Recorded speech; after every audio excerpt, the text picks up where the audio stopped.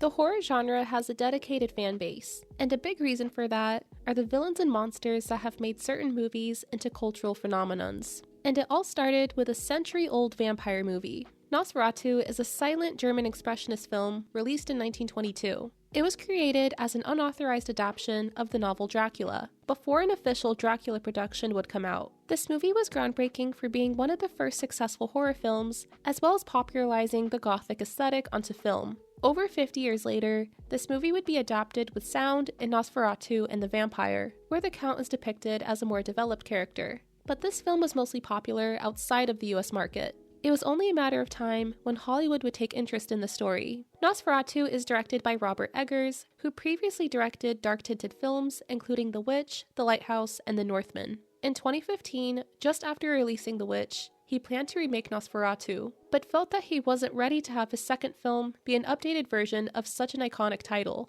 He even described remaking this movie so early in his career as ugly, blasphemous, and egomaniacal. Even after directing The Lighthouse, he wasn't sure if an updated version of Nosferatu would be made at all. But soon enough, Eggers felt more confident about this project. Before production started, it was reported that Harry Styles was going to have a role in this. It's still unknown what character he was intended to play, and maybe it's better left unsaid. When the official trailer came out, people were excited and ready to see a work of fabulously grim Gothic cinema. It was a dark, rainy day when I went to the theater, so I was getting into the essence. I'm going to run down the general plotline of Nosferatu and point out some aspects that have caught my eye. I need to preface that this is based on my opinion, so you are more than welcome to agree or disagree with it. Also, this video contains spoilers, so if you haven't seen this movie yet and love to be surprised by certain plot twists, click off while you still can. Thirdly, this is a horror film, so we will be discussing things that are pretty scary. You have been warned.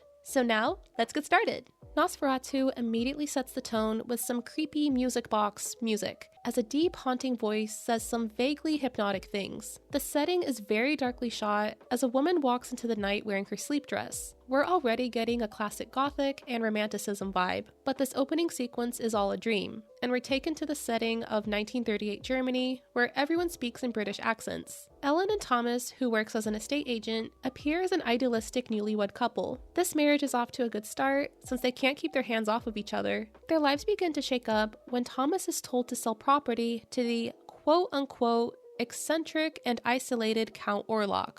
This already sounds like a bad idea, but if he finalizes the sale, he would get a secure position in the firm. And who knows, this would probably be a great adventure. But as an audience, we know better than that. To go on this journey, he has to be away from home for 6 weeks. Ellen is very unhappy about this, especially when she's having reoccurring nightmares. Though she's being haunted in her dreams, there's an unexplainable feeling that there's a bad spirit lurking around, which would only get closer. Thomas begins this very sus journey when he already sees plenty of strangeness going on. I would say that the scenes when he gets closer to the castle are the best parts of the film. There's an unnerving atmosphere, emphasized with the gloomy forest setting. I was thinking how it would be nice to go for a walk there, but realistically, that wouldn't be the best decision. Thomas is suddenly met with horses and a carriage with no one in it. The door opens by itself. And if you happen to be alone on a trail and see something like that, it's probably best to walk the other way. But Thomas does the opposite of that, where he's led to the large but run-down and desolate castle. This is when we finally get to meet the infamous Count Orlok.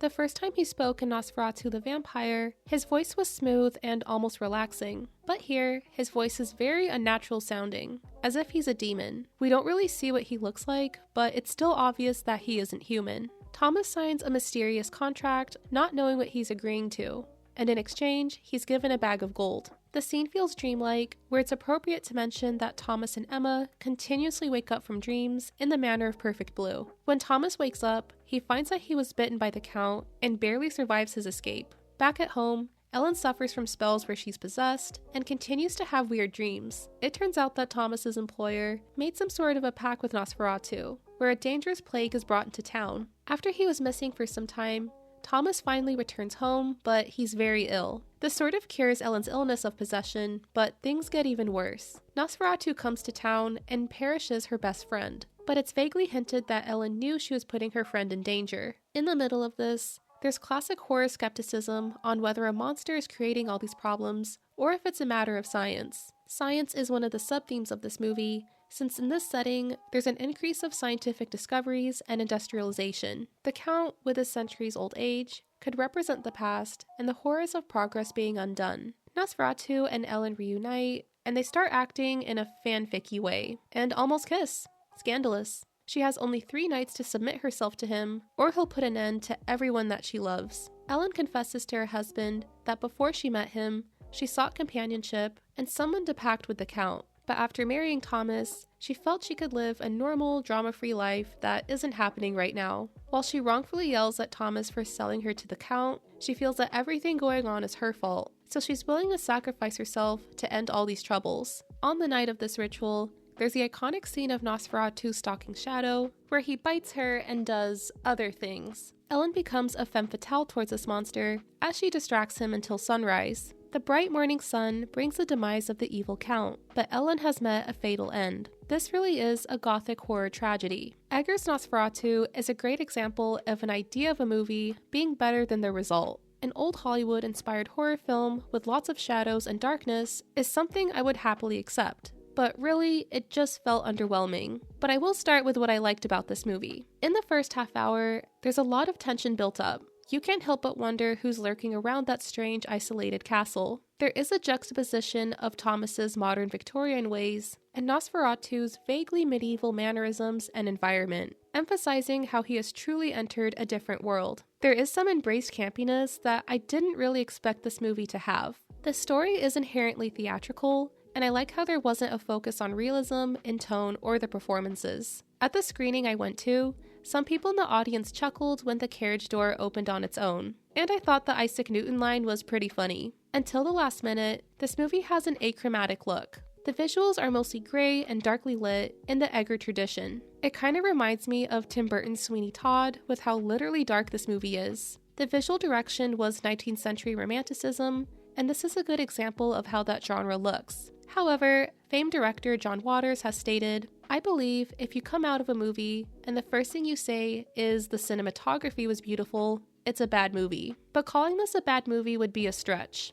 The biggest issue I have with this film is how in the first act, it builds up to something that ends up not being particularly interesting. A lot of complaints for this film is how it's boring, and a reason for that is the long running time. Some scenes are repetitive, like with characters waking up from dreams, and Ellen walking into the night in a possessed state. The pacing doesn't come across as particularly linear, and at worst, it feels jumbled. This adaptation has a lot of focus on Ellen, which would be a good idea if her character wasn't so dry. We see her getting possessed and feeling upset about stuff, and that's all you can really say about her. Things just sort of happen to Ellen, while not really showcasing who she is, other than that she has secret powers and is self-sacrificing. Warning, I'm about to discuss the character of Nosferatu. There is some microdrama involving Nosferatu's mustache of all things. He has been compared to Jim Carrey in Sonic, and I can definitely see it. But if you know the description of Dracula's appearance in the book, his design makes a lot of sense. Personally, I don't care that he has facial hair.